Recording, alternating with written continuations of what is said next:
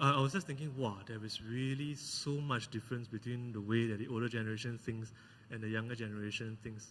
Are either of them wrong? I remember there was this project that we were asked to do to go and research why so many teachers were quitting. So many young teachers were quitting in the Singapore schools. So we did our research, and then we came back, and then we presented our findings to the senior management, who tended to be those who are 60 years and above.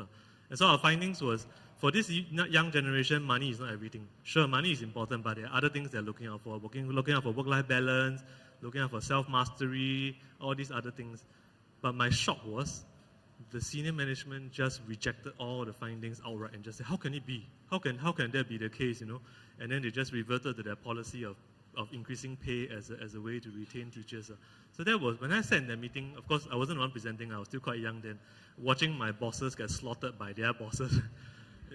I was just thinking, wow, there is really so much difference between the way that the older generation thinks and the younger generation thinks. Are either of them wrong? No lah, right? But it's just a different context, different culture.